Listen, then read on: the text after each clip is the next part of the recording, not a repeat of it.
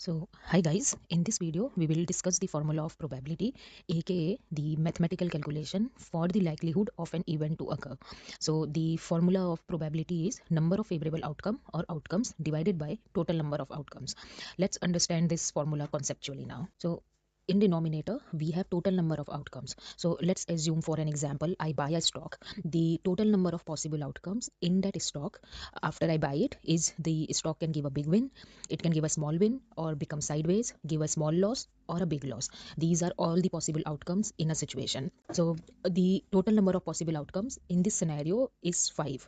In denominator we put 5. So now understand this very important. This is a very important concept. So all possible outcomes of a scenario is called sample space in maths.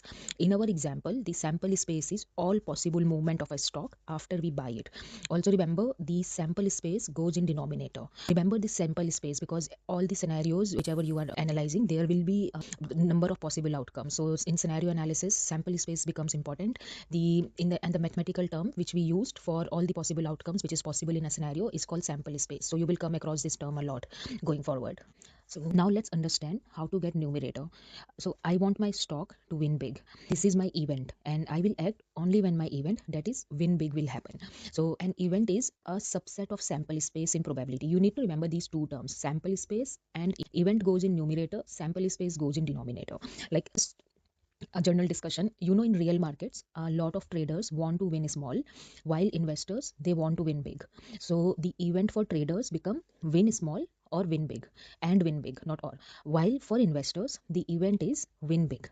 And this is the calculations behind why traders have more number of wins while investors have money, because investors win big while traders they have more probability to win irrespective of the size of the win. So the event, aka the scenarios which we want to happen, is the subset of sample space and the event goes in numerator. So in our example, we want to win big.